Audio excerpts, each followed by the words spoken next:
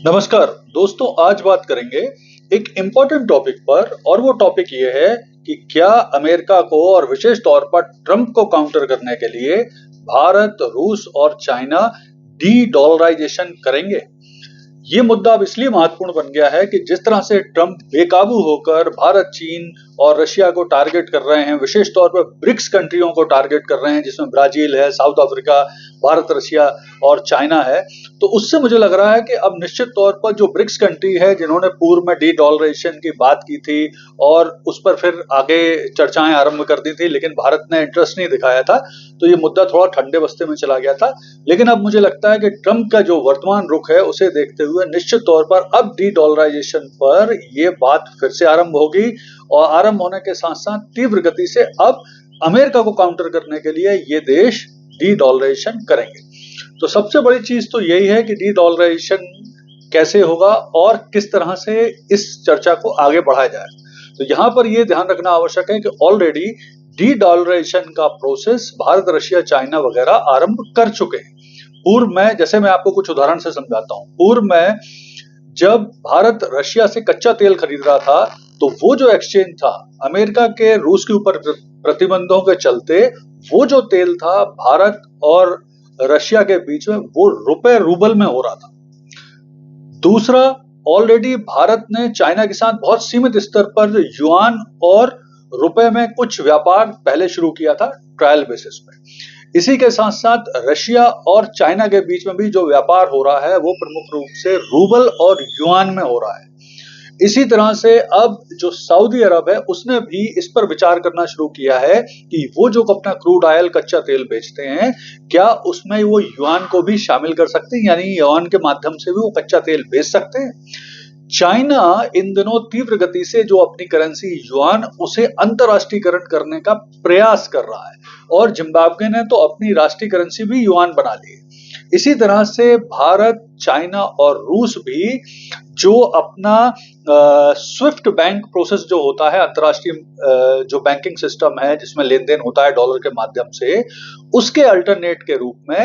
अपने, जैसे China CIPS CIPS, Bharat UPI और रूस SPSF अपने बैंकिंग सिस्टम को डेवलप कर रहे हैं, तीव्र गति से बढ़ा रहे हैं। जैसा कि आपको पता ही है कि भारत का जो UPI है वो already Nepal, UAE, Singapore, Bhutan इन देशों में चलने लगा है और भी बहुत सारे देशों में इसे स्वीकार किया जाना है। इसी तरह से भारत, रूस और चाइना डिजिटल करेंसी को, ब्रिक्स करेंसी को भी तीव्र गति से प्रमोट करने के प्रयास कर रहे हैं। भविष्य में क्रिप्टो करेंसी को भी डॉलर की जगह स्वीकार करने की बात चलने लगी। इसी तरह से अगर हम बात करें तो इन देशों ने मिलकर कोशिश की है कि डी डॉलराइजेशन का जो प्रोसेस है उसे तीव्र गति से जो ब्रिक्स करेंसी है उनमें बढ़ाने की बात अब आपस में ये करने लगे हैं। इसी बात से पहले भी ट्रंप एक दो बार धमकियां दे चुके हैं कि डी डॉलराइजेशन करने वाले देशों पर वो अतिरिक्त प्रतिबंध लगाएंगे या बैन लगाएंगे या उन पर अतिरिक्त फाइन लगाएंगे। तो ये कोशिश भी वो कर रहे हैं। तो देखिए, यहाँ पर जो सिस्टम हो रहा है, जिस तरह से प्रयास किए जा रहे हैं डी डॉलराइजेशन के, उससे अमेरिका को क्या प्रॉब्लम होगी उसे भी समझिए। देखिए, आज अमेरिका इतना डोमिनेटिंग क्यों है पूरे विश्व में? क्योंकि उसके जो सैंक्शन है वो इम्पैक्ट डालते हैं, क्योंकि जो अंतरराष्ट्रीय बैंकिंग सिस्टम है स्विफ्ट, उस पर उसका प्रभाव है। तो अगर डी डॉलराइजेशन का प्रोसेस शुरू होगा तो यूएस का जो दुनिया भर में मनी कंट्रोल है वो कम होगा। दूसरी चीज, यूएस की जो सैंक्शन पावर है, जो उसकी रियल ताकत है पूरी दुनिया में, उसमें कमी आएगी। तीसरी चीज, यूएस के जो ट्रेजरी बॉन्ड है, जिसकी बहुत सारे देश जिसमें पैसा इन्वेस्ट करते हैं,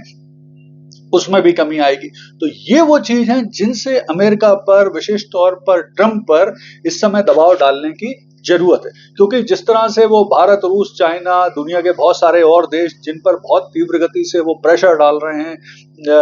जो बैन लगाने की बात कर रहे हैं, ट्रेड वॉर कर रहे हैं, टैरिफ वॉर कर रहे हैं, उन देशों के राष्ट्रीय हितों के साथ खिलवाड़ करने की कोशिश कर रहे हैं, तो उसमें अमेरिका के ऊपर भी प्रेशर डालना आवश्यक है। और अगर भारत, चाइना, रूस जैसे शक्तिशाली इंपॉर्टेंट देश अगर डी डॉलराइजेशन का प्रोसेस अब ऐसे समय शुरू करेंगे तो निश्चित तौर पर इससे अमेरिका और ट्रंप पर असर पड़ेगा ही पड़ेगा और उसे मजबूर होना पड़ेगा कि जिस तरह से वो खुलकर एक तरफा तरीके से पूरी दुनिया के देशों के ऊपर प्रेशर डाल रहे हैं, उन पर टैरिफ वॉर लाद रहे हैं, उन पर ऊपर ट्रेड वॉर लाद रहे हैं, उससे फर्क पड़ेगा। तो आने वाले टाइम में भारत को भी अब निश्चित तौर पर खुलकर देखिए, अब ये ऐसी स्थिति नहीं रही कि ट्रंप को ही हम ट्रंप के लिए बहुत सारी सुविधाएं दे रहे थे, बहुत सारी चीजें उनके खिलाफ नहीं करते, लेकिन मुझे लगता है अब समय आ गया है हमें खुलकर डी डॉलराइजेशन प्रोसेस में भी पार्टिसिपेट करना चाहिए। अमेरिका को भी प्रेशर में डालने के लिए इस तरह की एक्टिविटीज शुरू करना चाहिए, क्योंकि देखिए ये राष्ट्रीय हित का मुद्दा है। अब हम समझौता ज्यादा नहीं कर सकते, जिस तरह का प्रेशर ट्रंप और यूएस डाल रहे हैं, अब उसका मुकाबला करने के लिए डी डॉलराइजेशन प्रोसेस में जाना जरूरी है। धन्यवाद।